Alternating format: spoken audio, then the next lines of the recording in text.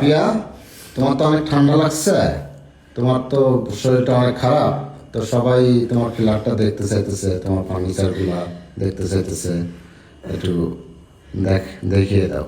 কি গরম পানি খাইতেছ?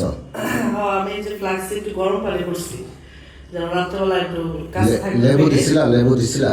না, লেবু দিয়ে খাইছো? বেডের কাছে থাকবে, আস্তে আস্তে নিয়ে নিয়ে খাবো।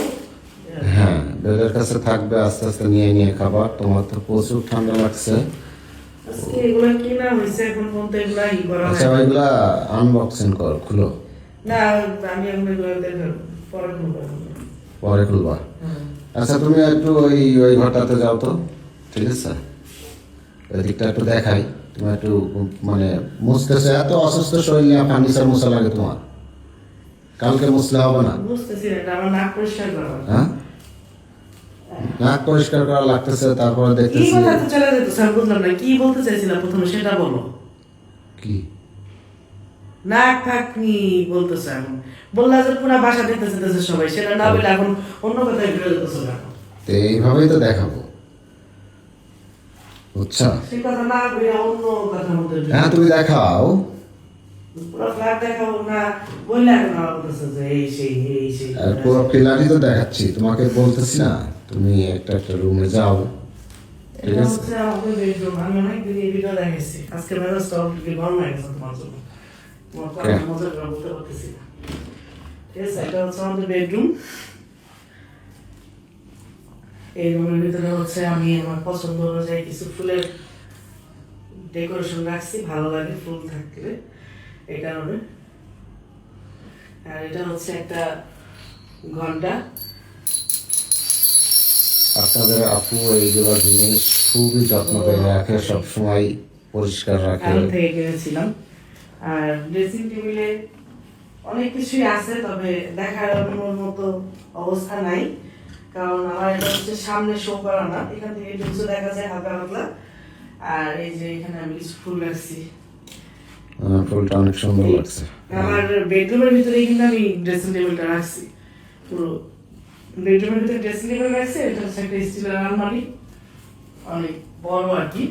তো আমার ফ্ল্যাট অনেক ছোট, আমার জিনিসপত্র অনেক বেশি, যার কারণে রাখার জায়গা একটু কমই আছে।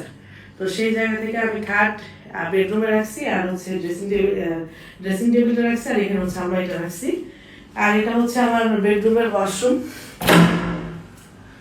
এটা হচ্ছে আমার বেডরুমের ওয়াশরুম, ঠিক আছে? এটা হচ্ছে আমার বেডরুমের ওয়াশরুম। আর এটা হচ্ছে ডাইনিং টেবিল, সেটা তো দেখলেনই প্রথম। তোমার রান্নাঘরটা দেখালাম।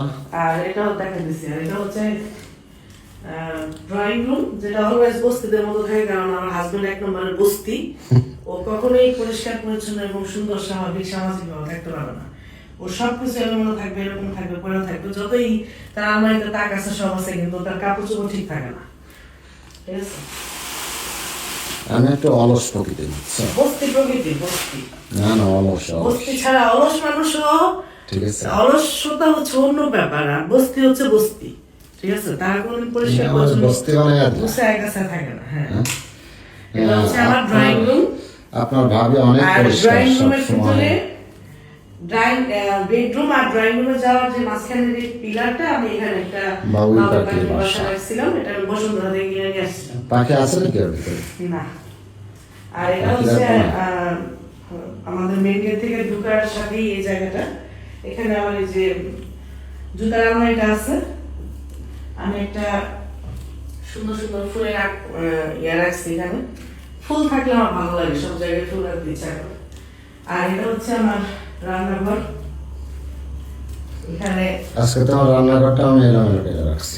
এখানে এই তাকগুলোর ভিতরে হাঁড়ি বাতিল আছে অনেক, এখানে কিছু খাবার আছে, এখানে কিছু খাবার আছে। এটা হচ্ছে আমার চুলা, আর এর নিচে এই যে তেল, তারপরে মশলা টশলা, এগুলো সবকিছু। খাওয়া দাওয়া করে আপনার ভাইয়ের অবস্থা খুব খারাপ, ও বলানো হলো মানে অগুছানো, অপরিষ্কার, মানে যা ইচ্ছা তাই করে রেখে চলে আসবে, শুধু নিজে পরিষ্কার থাকলে হয়। এর পাশে একটা বারান্দা আছে, এই আর কি। পিছনে যাও, দিকে যাও, আমার মুখের কাছে আসো না। এইটা হচ্ছে রান্নাঘর, আর এটা হচ্ছে ডাইনিং, এই যে ডাইনিং। এখানে থাকবো, এখানে ডাইনিং টেবিল এখানে। আর এখানে ডাইনিং এর পাশে একটা বারান্দা আছে, এই পাশে একটা বারান্দা আছে। আর এটা হচ্ছে আমি ডাইনিং এর পাশে ফ্রিজ রাখছি, অনেক বড় ফ্রিজ। আমি অন্য কোনো লোকেশনে রাখতে পারিনি, কারণ ফ্রিজটা বড়, রাখার পজিশনটা আর এই যে জায়গা, ভালো জায়গা আমি আর পাইনি। এটা হচ্ছে আমার ফ্রিজ। ফ্রিজটাও সবাই অনেক পছন্দ করেন, শুধু দেখতে চান। আজকে ফ্রিজটা খালি, কারণ আমার শরীরটা ভালো না, বাজার টাজার করা হচ্ছে না ঠিক মতো, এই আর কি। তো এটা হচ্ছে, এই পাশটা হচ্ছে ডিপ, আর এটা হচ্ছে নর্মাল। তারপরে এখানে পাকা আম আছে, তারপরে যে এটার ভিতরে বিভিন্ন সবজি আছে, নিচে সবজি আছে, উপরে আচার আছে, মাঝখানে এগুলো তরকারি, কাঁচা তেঁতুল, পাকা তেঁতুল, মশলাপাতি, একবার ফ্রিজে অনেক কিছুই মোটামুটি আছে আলহামদুলিল্লাহ। আর এটা হচ্ছে আজকে কিনে নিয়ে আসছিলাম, আমার একটা প্রেশার কুকার ইমার্জেন্সি দরকার ছিল, যেহেতু সামনে কুরবানি ঈদ, মাংস রান্না করার ক্ষেত্রে দরকার হয়। তো আমি একটা প্রেশার কুকার কিনেছি, আর একটা বাহিরের একটা পাতিল কিনেছি, খুব এক্সপেন্সিভ, খুব সুন্দর এবং দামি। আর এই যে লিচুগুলো, এগুলো হচ্ছে একটু বলে দিই, আমি গাজীপুরে এবার একটা ছোট লিচুর বাগান কিনেছি প্রথম অবস্থায়।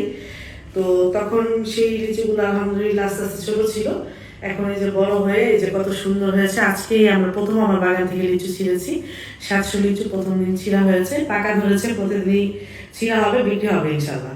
তো সবাই আমার জন্য দোয়া করবেন। আর আমার পুরো ফ্ল্যাটটা দেখতে চেয়েছিলেন, দেখিয়েছি, সবাই অবশ্যই জানাবেন যে আমার ফ্ল্যাটটা আপনাদের কাছে কেমন লাগলো, আমার বাসাটা কেমন লাগলো, গোছানো ছিল কিনা, বা কার কাছে কি ভালো লাগছে অবশ্যই জানাবেন।